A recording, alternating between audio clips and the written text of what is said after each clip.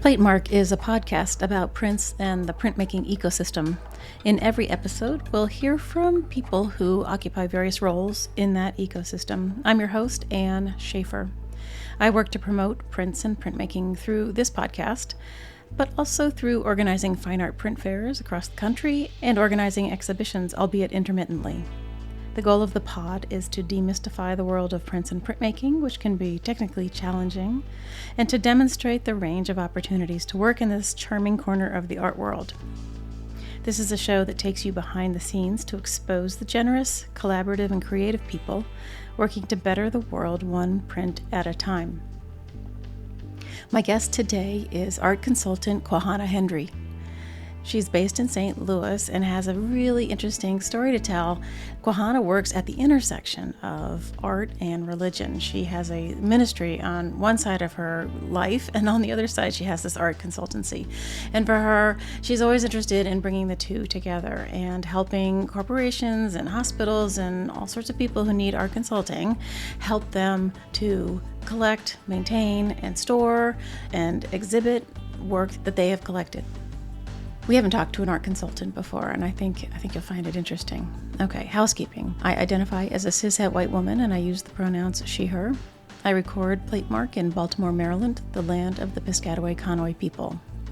There are no images today. We talk about her business and her ministry in pretty theoretical tones, and we didn't get into any nitty-gritty of specific objects, so there's nothing to see over there. All right, let's get rolling. Quahana, it's lovely to see you. Thank you so much for coming on Platemark today. It's my pleasure. I'm excited to be here.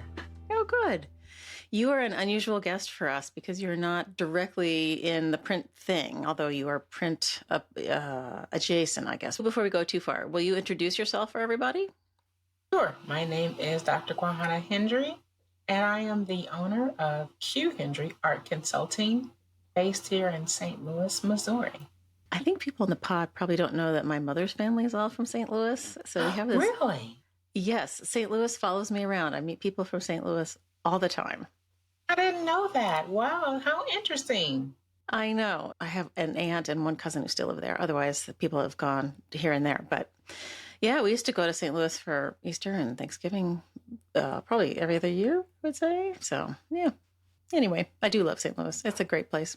All right. So tell everybody what it is you actually do as an art consultant. I think that's the reason I was so curious to talk to you, because we haven't talked to one yet. And I don't really know how, A, you start the business, and B, what the heck it is you do.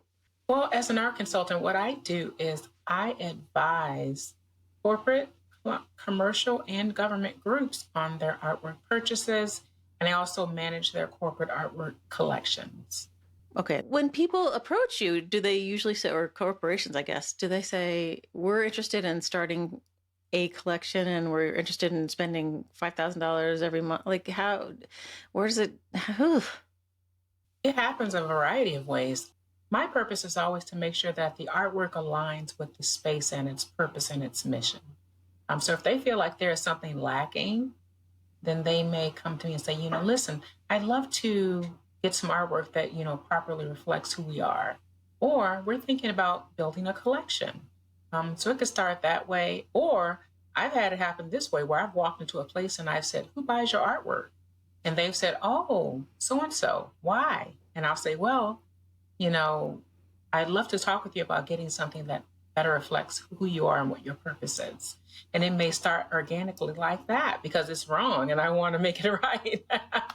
or if it's right, they may not have anyone to manage it, and it's really just me being curious, like, who buys your artwork? I'd love to know, do you feel like your artwork is accurately reflecting who you are and that people come in and feel what you want them to feel? So it happens all kinds of ways. But the gist of it is that the artwork needs to properly reflect who they are. And a lot of times it doesn't do that. Right. Well, and they also have to buy into the idea that it should reflect who they are. Yes, right? exactly. So yeah. A lot of what I do sometimes is being a bit of an art therapist and just letting them know that it's okay to spend money on art. It really is okay. You're not being frivolous. You're not throwing your money away. You're actually making an investment. Art does appreciate in value. And when you have the right artwork in your space, you're investing in yourself and your employees and in the visitors that come into your space. So it's really a win-win all the way around. Yeah.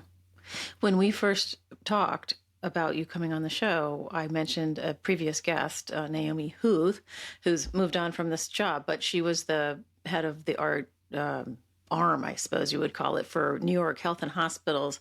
And she had stories about the incredible power and the even stats that have been, studied now about the power of art to help the staff of hospitals, not just the patients, but the staff of hospitals. Yes. Yeah. Yeah. There's a group out of Colorado that is studying just that. Mark Moss out of Colorado has a group called Coral, where they are studying the effects of burnout on medical professionals and how artwork, viewing artwork and arts in general positively affects those burnout rates and the well-being of those medical professionals. And that started during COVID. That's one of the most recent ones that I've come across. But yeah, it's a very strong link. Yeah. When she was telling me about it, I was like, yeah, I buy that for sure. And you as well. Like it seems so, it seems so obvious to me. Right. But it's not obvious to a lot of people. They're like, now, let's be honest, art is not going to solve every problem, but it does significantly address quite a few. It's transformative. It unites communities. It brings healing. It just illuminates, things in color and just helps us see things in a different way. But a lot of people don't know that or they don't feel that. So I may have to educate them on that and just really open their eyes to the benefits of art. And usually they're receptive to that. And if they're not, then there's really not much I can do about that, right? But it does point to, early education where the power and benefits of art can be so easily lost in a curriculum where, the arts is the first cut. And I just feel like there's always these studies coming out that support you and me and our feelings that it's really important, whatever, and nobody's listening, But I'm glad you're fighting the good fight. Yeah. I just thought growing up in the arts and around the arts, I just thought it was a part of everyone's fabric of their life. I thought it was normal. And when people were like, what is art? Or how is it important to my life? I thought, wow, didn't you have it in your life every day? And I realized that that's not true. But it's never too late to increase your art IQ, as I like to say. Oh, nice. I like it. Well, where do you send people when they're like, I don't, I wish I knew more? Do you have go-tos where you send people? If I were, suddenly put in charge of figuring out what to hang in the lobby of our XYZ building, and I said, I really feel like I don't know enough to even think about making judgments. Like, do you say, there's a great Art History 101 over on YouTube through Smart History, or do you have favorite places to send people? No, but that's a great idea. That's a great idea, but it's always because usually it's like I'm their art history book is what it usually winds up being. But there are always lots of simple ways to just kind of get a basic art history, and you can find that on YouTube. You can check out it. You can look at the library. You can read. I love to just tell people just go and immerse yourself in some art. Go to the museum. Talk to a docent. Have them give you a tour. Very simple things like that. And those are free. They'll give you a tour. They'll talk about the history of the art, the artists, and just surround yourself with it. That gives you an idea of what you like. It starts to help develop your palette. So you can say, oh, I really like color, or I like sharp angles, or I like portraiture, or I like landscapes, or I like photography, or I like woodcuts. It really just starts to develop what you like as you just look and see as much as you can. But yeah, it's just, just go read up on art history. It's really easy to get your hands on resources to do that. And yeah, I agree. I think now that you've mentioned that, I'm going to start making a list. There you go. Because there are books that I have that I could recommend for sure, things that I've studied myself in school. Yeah, I mean, there's obviously too many resources really to be useful. But yeah, I think a curated list of your favorites is probably a great idea for your website. Yeah. But you are a theologian and you have that as a sort of subspecialty in your art history sort of bio. Tell us about that. Yeah, that's really is just what I do is I study the theological implications of representations of Christ, God, or the Holy Spirit, and what that means biblically, spiritually, theologically over time. And that's kind of an easy way to describe it. When did you first decide to so I assume that's what you identify as your specialty, but when did this all happen? It happened probably about 10 years ago, I'd say. Yeah, it was kind of a natural offshoot to my work as a theologian and as a minister and as an art historian. It really just kind of started to merge together, and it became an avenue that I wanted to explore further. I guess about 10 years ago. Yeah. I would even say maybe 11 or 12, actually. Okay. But you were a minister first? Kind of happened at the same time. No, okay. I was a minister first. Yeah, I was. I'm getting my dates mixed up. Yes, I was first. It happens. But they were so close together that it really was. It kind of marries together. I agree with you that there is definitely a connection between the two. I mean, the Catholics understood completely how to, draw people back into the church after the Reformation by building bigger, better, beautiful, more tall, this, that, the other. When you are up on the pulpit or whatever it's called in the church you are in, even if it's surrounding you in the architecture, does it come into how you're talking and giving sermons, or do you interweave history and art that way? Not necessarily. If I'm speaking in ministry, I don't necessarily talk about art. But if art comes into the conversation, it's a connection between what art does and what ministry does is something that tends to complement each other. But it's not necessarily I'm in a pulpit or I'm speaking at an event, a faith event, and I'm talking about art. That's not normally how it goes.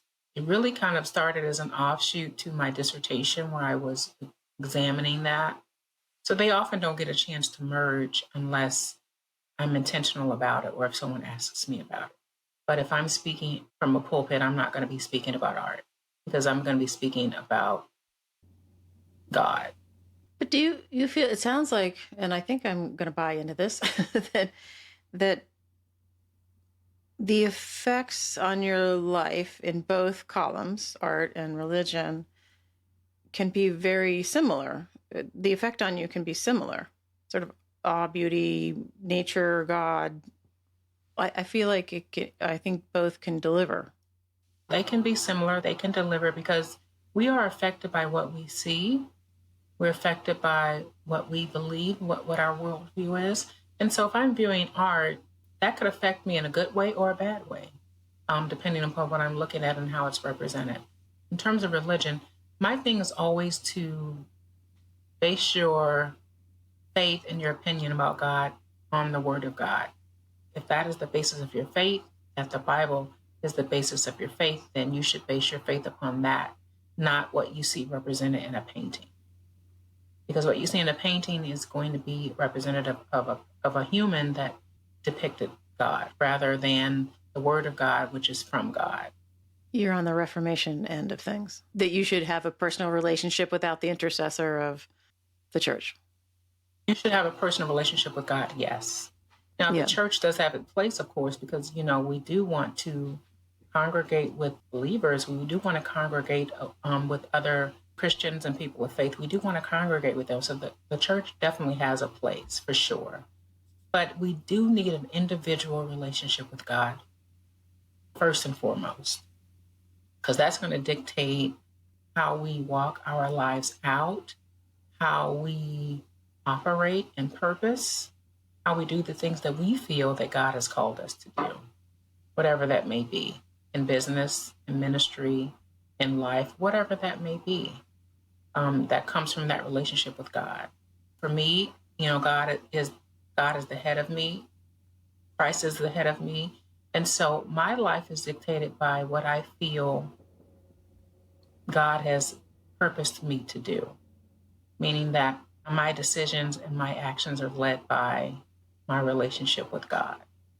It seems like, in my mind, when I think about relationships with God, and maybe I should say out loud that my mom was Catholic and we were raised in the Catholic Church until I was about 10 or 11. And I think that was, during sort of Vatican II, and she pulled us out of that church and we started going to a Unitarian church. Much more sort of kumbaya, you're okay, I'm okay. For what, better or worse. Mm-hmm. But it feels like, to me, you have to be pretty in tune and not only deep thinking about yourself and your life and your purpose in life, but also open to possibilities and opportunities if you're a follower of Dr. Hendree. Which I like. I think that's really powerful. But it does require us to be active in our own faith, I guess it is, which is what you're advocating for, right? My advocation is always to have a relationship with God, because they're not going to be following me. They're going to be following God because their relationship is with Him. Meaning that their worldview should be based upon their relationship with God, not their relationship with me. Because I'm an imperfect human, right? And if I believe that God is perfect, then of course I'm going to be led by the perfect God rather than an imperfect person, if that makes sense. Sure. Is the belief widely held that God is perfect? Yes. Okay. Even with the sort of disasters and things that, people are always like, how could God let this bad thing happen to me, Yes. God is perfect, but as human beings, He has given us free will. And when you have free will, you can make decisions that are not good, and those have consequences.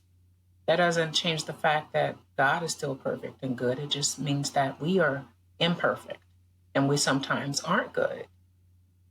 It doesn't change who He is. Okay. But we have the opportunity to make good decisions, and we have opportunities to make bad decisions. And any decision we make has a consequence. So, and that includes me. And I try to make good decisions, and lots of times I don't make great decisions, and there are consequences that I have to deal with like everybody else. But it's always my desire to make a decision that is pleasing to God and that is good, not only for myself, but for the people who I come in contact with. Because it's always my desire to show the love of God to somebody else. Even if I disagree with them, even if I don't like them, my desire is always to be kind to them and loving to them to the best of my ability as an imperfect person. I've always believed that religion was a way of organizing communities, right? And promoting good citizenship, right? Could be. Yeah. That could be, that's an offshoot of it, sure. Mm-hmm. Yeah. Because I feel like in our present, fewer and fewer people are attending church, and Mm-hmm. I, even though I don't any longer attend church, it does feel like there is sort of this whole organizing principle about community is dissolving, and it's not for the better. God developed us to be in community because it's, I feel like we are, and I feel that, the Bible supports this and God supports this, that people are better together. And that when we are in a community, we can do things that are transforming, that are powerful, that are positive, and that are good. And when community breaks down, a lot of things break down. And that could be any type of community. That could be in a family community. That could be in a church community. That could be in an educational community. A community is really a thread that runs throughout our complete society. And when it's broken and when it's divided, it really has repercussions that are far-reaching and often devastating. Yes, for sure. Mm-hmm. Yeah, we're in quite a spot right now as we're recording this. We're a month into the new administration, and things are going haywire. Yeah. It's those things can be very disconcerting. Yeah, for sure. Yeah, we're having a hard time watching it over here. I have lots of federal contractors in my life, and everyone is, ready to be fired. Yes. My faith helps me to not be in fear and helps me to be confident that at the end of the day, good will come whatever shape, form, or fashion that may happen. You're doing better than me. Well, it's intentional. I have to be intentional sometimes. You have to be intentional about, keeping that posture. Sometimes it's hard to do. But if I'm intentional about it, then I'm able to do that. Okay. All right. Feeling pretty helpless over here. Like there's not, it's so out of our control, really, in the end. But that's one of the good things about art is that when you look at art, it helps. It increases your feelings of well-being. So I can go to an art museum and sit for hours, and that helps my mood. That lifts my mood. Nothing has changed in the world, but in that moment, my mood is shifted because I'm seeing something that's beautiful that means something to me. Right. So that's what I always encourage people to do when they say, I don't know anything about art, I don't know where to start. Just start by going to see something. Go to a gallery opening and don't try to pontificate on what you're looking at. Just look at it and enjoy it. Right. Then you'll start to realize what I like and what I don't like. Yeah. And it does take time, everybody. It does take time. It takes, it's really a process. And when I work with clients, a lot of times they don't know anything about art. And when I present art to them, it's really, initially, it's about me determining and helping them develop a sense of what they like and what they don't like. Because when I have that picture in my mind, then we can start whittling down what is going to be the eventual artwork that we actually purchase. So I may present, 15 pieces of art to them, and we may wind up buying one or two. But at the end of the process, they have an idea of what they like. And I have an idea of how to serve them better. And that's what being a consultant is for me, is about how can I serve you the best way possible? And one way to do that is by getting to know them. And so not only do I want to assess the physical space, I want to talk to the owners. I want to talk to the leaders. I want to talk to the people that are stakeholders in this decision. I want to get to know them because that's going to determine the best art that we put there. It's going to determine what's going to affect everybody in the best way possible. And that they get their money's worth. Where do you source everything? Where do you find things for people? Everywhere. From local, I love to start with local artists. That's always a plus when I can support local artists. Thanks to technology, I can find artists everywhere. There are artists I love over in London that I've gotten things from.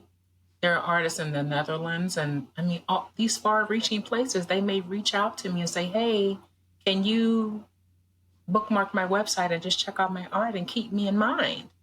And I will. I'll bookmark it and I'll keep them in mind.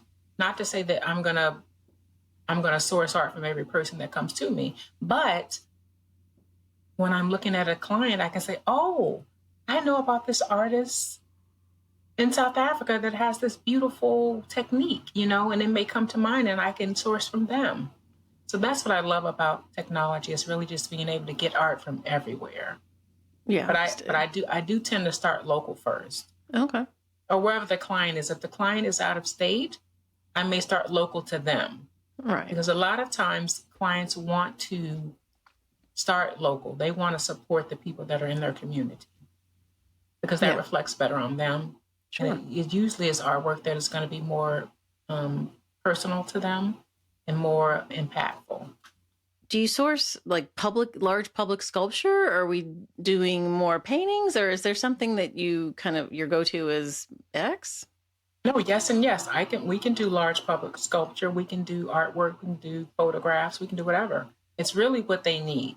For example, there is this place here in St. Louis which it has a different name now, but it used to be called Brown Shoe. They have a large sculpture of a heel in front of their building. So that's an installation piece. So that's something that I would do. And then inside, they may have their walls lined with beautiful paintings. So it could be a mixture of all of that. Whatever they need, if they want something in their parking lot, if they want something on the front of their corporate headquarters, if they want something wherever, we can do a mixture of all of those things. Right. Sometimes I have to get something commissioned if it's not something that's readily available. And those are fun for me because it's really about the artist gets to meet with the client and just kind of discuss what they want, and they develop this really personal, visceral piece that really is special. So I love getting things commissioned because it tends to be even more specialized, detail-oriented, aligned with the client.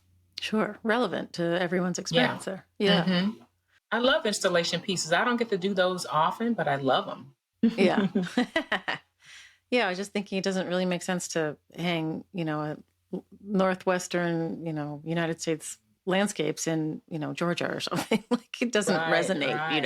Like, that doesn't make sense. Mm-hmm. Yeah. As somebody who's organized art fairs now for a few years, I have long wanted, well, and for the podcast too, long wanted to find one of these people who are in charge of the corporate collections or something. And I can't figure out how you find them. Where are you finding these people? So, it's hard. Sometimes it may be an independent person like myself, or sometimes they may have, which is rare nowadays, they may have someone on staff who does that specifically. And that's rare. And sometimes it's no one. Sometimes they just kind of buy stuff haphazardly and it's just there. And no one manages it. No one knows where it came from. No one knows, anything about it. And those are people that are primed to have a consultant to come in and say, listen, can I manage this for you? Because at the end of the day, that's a legacy collection that can last for decades, way beyond the current administration or leadership.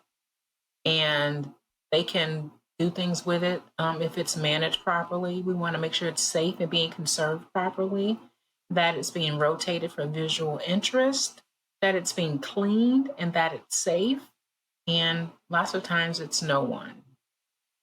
And that makes me sad because lots of times things are getting damaged and that hurts me. Yeah, I don't like to see stuff damaged or not cared for. I used to work in conservation of art. And so I got to see firsthand what happens when things are damaged and not properly cared for. And I didn't know much about it before I did that. And so it really has kind of shaped my view on what I look at now and how things are cared for. Yeah, absolutely. I was telling somebody, forget who, on the pod, that when I was in graduate school, there was a conservation lab nearby that we went to visit for class one time. And there was a conservator working on some very large, modern, 60s, 70s kinds of abstract paintings. And this giant thing was leaning against the wall. And the bottom, I would say maybe foot and a half, was clearly, visibly grimier than the rest of the pictures. And the conservator told us, it was Tom Branchick, he told us that the people who had it hung in their house had a little dog. And the impasto on the paint was perfect for scratching his back. And he would just walk up and down the painting. Oh my goodness. Oh, that makes me sad. Oh, poor doggy, poor painting. Oh. Right. But when you're living with art, like you should be able to live with it, right? Like, so you should, yeah. Yeah. Mm-hmm. That's a tough one. But yeah, I would hope that they would have something elevated off the floor where the dog couldn't do that. Was it just laying on the wall? No, it was big enough to be almost floor to ceiling, and so it was one of those giant, Pollocky, drippy sort of something. Yeah. Oh my gosh, yeah. Yeah. But life happens, right? Right. You can't crowd with spilled milk, but yeah, we really want to make sure that we care for things properly, but that doesn't always happen. And a lot of new corporations now, more so than the last, I would say 10 to 20 years, they are starting to realize that they want to care for the things that are visually displayed in their buildings. And they used to do that years ago. When I was a child, I knew a corporate art buyer, and you don't see those anymore. Okay. And for a while, there were none. But now I'm seeing as consultants are becoming more prevalent, I'm seeing more corporations that are really caring about the artwork in their buildings and really putting thought into what's displayed and how we can care for them better. And they can certainly get in contact with me if they need me to do it for them. I would love to help them. I feel like in my memory, there were corporate court curators of like the Chase Bank collection and whoever else. Yeah. Mm-hmm. And I don't think I knew it had waned off like that. Yeah. But now you've got all these corporations that are, going all remote and nobody's got commercial real estate anymore. Like it's everything's shifting. Everything. True. It really is. It really is. And one of the things about art is that even if you're remote, your employees can have art displayed in their home offices that are consistent with the corporate personality and mission. Doesn't have to be big, doesn't have to be expensive, but there can be some consistency across the board of what they can have displayed in their office. Just so that when I'm in my office here in St. Louis and you're in your office there in Massachusetts, we're working for the same company. We have the same mission in front of us. And there are ways to do that with art. And so there's always opportunities to do something that is unifying for a company or for a group. I find the whole business end of it really fascinating. I've always have, I don't think I ever planned to be a corporate curator, but it sounded intriguing to have sort of unlimited monies to buy things and not that many people telling you what you can and can't buy. And that seemed sort of ideal to me. I love that they used to really designate resources for artwork. And they don't do that as much now, but I see that they're starting to because they're realizing that art is an investment, that it's okay to buy it because it is an investment. Not that we're going to sell it, but that we are making an investment in our company, in our employees, and in the community that we serve. Right. And the more that they have that mindset, the more that they will allocate resources toward artwork. And the sooner in the process they can do that, the better. When there are these new buildings that are going up, when there are these renovations that are happening, the art consultant like me needs to be in the budget immediately. The sooner I can get in there, the better it will be because everything will be in alignment. Because the farther I am in that process, the less likely they are to designate resources towards me or even divert resources towards me. Even if they have it, they're going to be like, oh, no, our designer can do that. But a designer is not an art consultant. A designer is something different. I'm going to give you curated, bespoke, aligned artwork. And if that's what you don't want, then that's okay. But if that's what you want, then that's when you want to bring me in. But it's hard to come in late to the game and try to get a foothold in the artwork that's being chosen. It seems like the obvious place where art consultancies can be super useful is in the hospitality industry and in healthcare, hospitals and places where people actually are. Especially with me, I can see around me, there are lots of buildings going up, the Veterans Administration. There are lots of buildings going up with hospitals expanding and renovating. There are lots of corporate headquarters that are restructuring and moving into the area. But there's always these opportunities to be impactful in art. But like you said a moment ago, it's hard to find those people who can say yes. Who's the person that can say yes? That's hard to find sometimes. A lot of times that's my dilemma as a consultant is finding that person that can say yes. Right. Usually it's, I don't know who bought the artwork. I don't know who does it. And you have to really kind of be a detective and find out who does it, But whoever, honestly, normally it's the person that writes the budget. The person that can sign the budget, they can say, I'm designating this for an architect.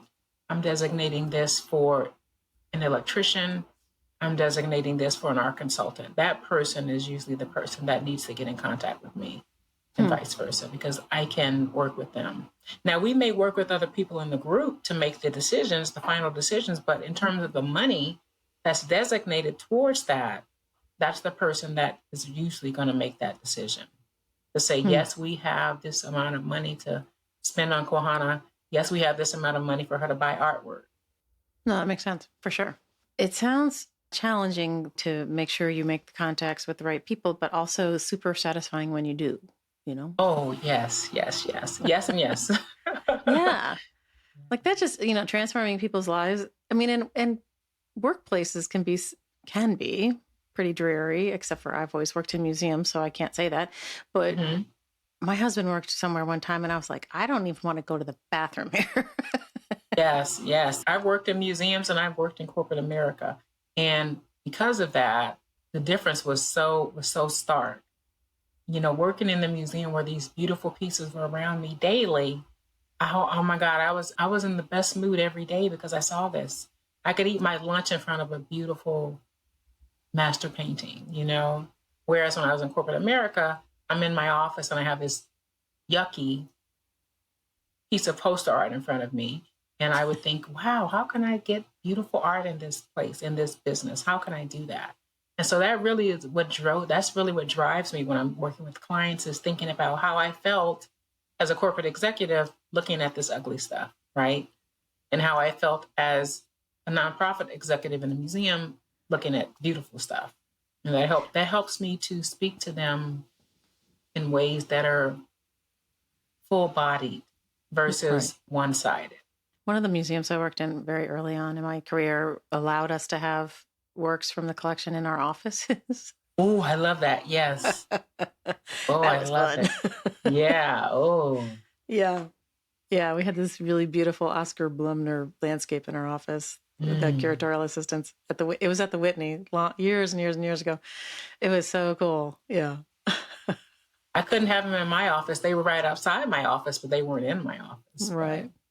It was unusual. I have never worked in another place that did that. Only the director of the museum would have something in his office or something, I'm going to change that. No, we did have small pieces of sculpture we could have in our office. But in terms of paintings, we would usually get a reproduction in our office. Okay. But an original in my office from the collection, that would be lovely. But no, I never had that luxury.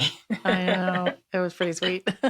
Yeah. But in my home office, I collect myself. I started collecting probably in earnest about maybe 15 years ago. No, 17 years ago.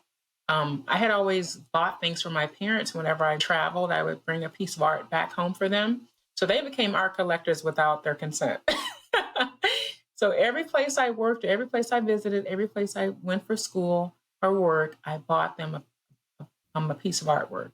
And my mom was like, why are you bringing us this stuff? And I would say, I want you to have a piece of beautiful art from wherever I've been. And she would say, okay. My dad would just kind of go, what is this? But it was cool. And so when I moved out on my own, I started collecting pieces from people that I knew locally that I really liked. I have a few of my pieces around, but I wanted to start collecting other people who I felt were doing something that I love. So I just started doing one piece at a time. And so I can look at it in my home office and see beautiful pieces from my collection in my office. And it makes me feel good because I know that I picked it for myself, especially. Right. But in that statement you just made, you indicated that you are yourself an artist. Is that true? That is true. Yes. Okay. It is true. I've been an artist since I was 5 years old, formally trained. Never wanted to produce it to make a living. Otherwise, I would starve because my creativity would freeze up, would dry up. But I've always been around it, and it's always been a passion of mine and important to me. And even though I didn't want to produce it to sell it, I always wanted to connect people with it. But I wanted to do it in a way that was simple and that was demystifying. Yeah, I've been an artist for my entire life. I don't even remember a time when I wasn't. I was always drawing, always painting. And we were in the arts, all of the arts, visual and performing. My family is visual and performing artists, all of them. So in addition to being an artist, I was a percussionist. I was an athlete, a singer, all of the things. What? Yes.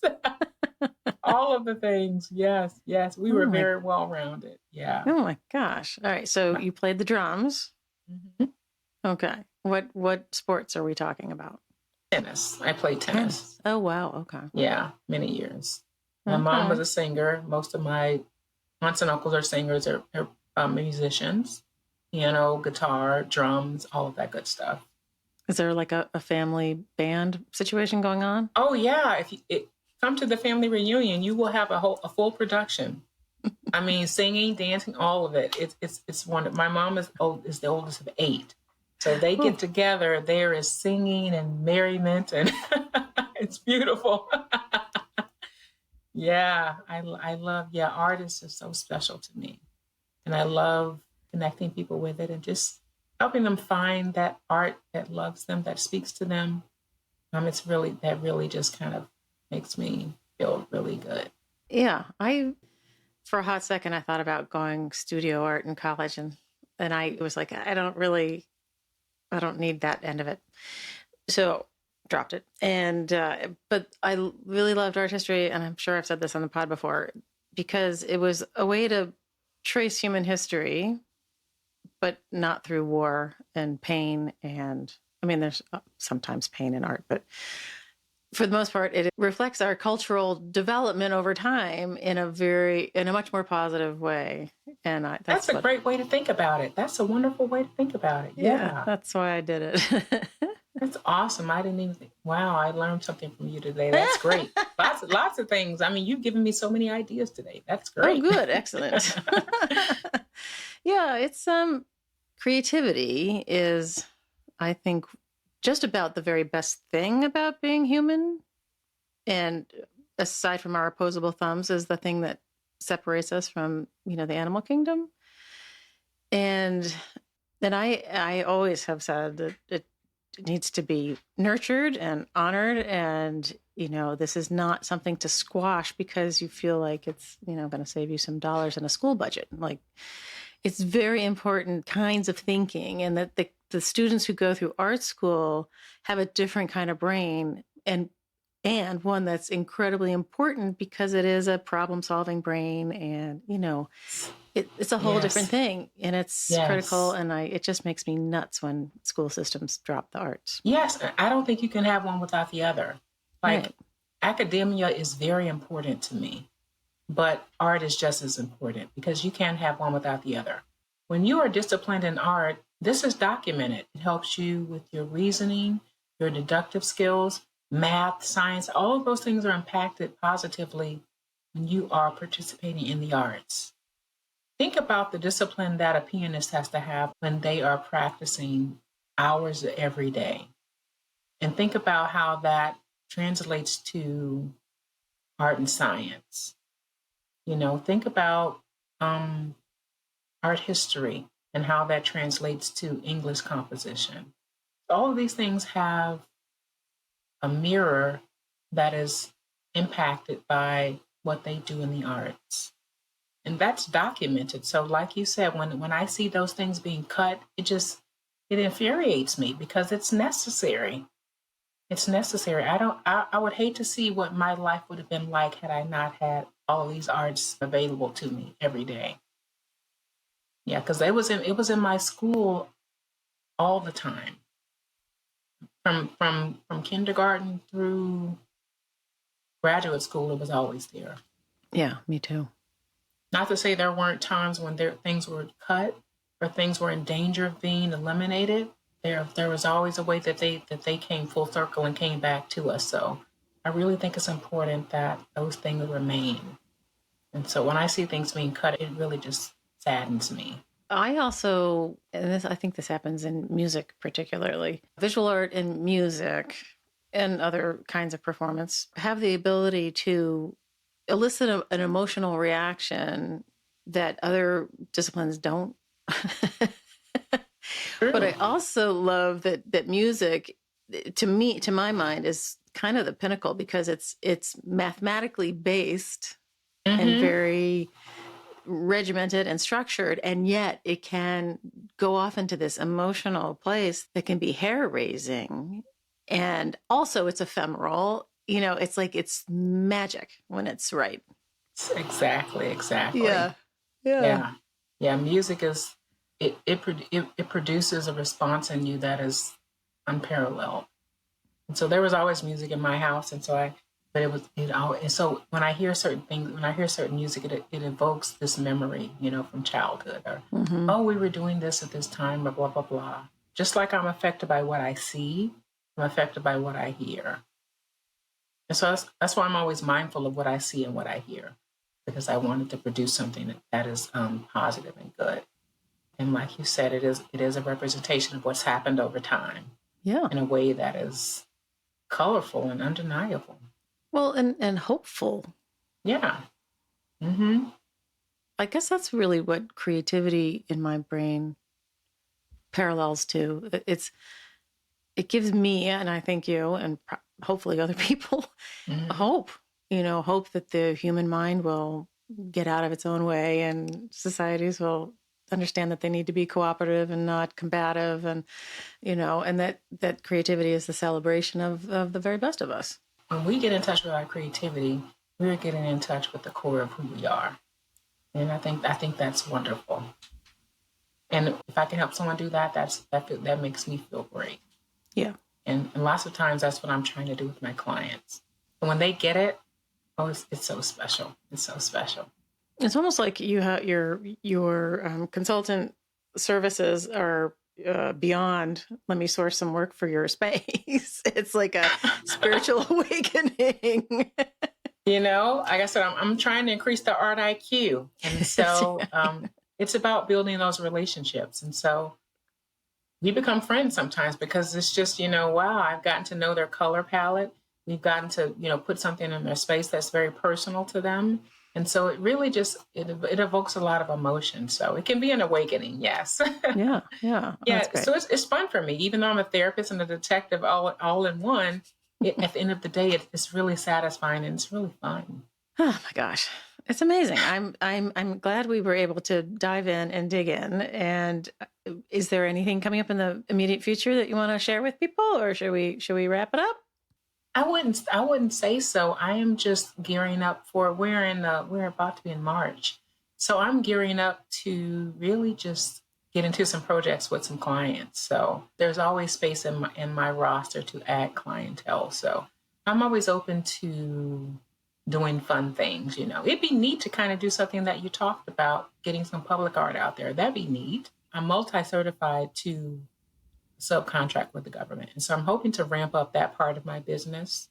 So maybe that'll be some good things that'll come out of it. Yeah. I have a lot of military in my family as well. So that'd be neat to kind of do that, to honor them in that way. I'm just looking forward to having a good year, partnering with a lot of great clients and getting some wonderful art out there.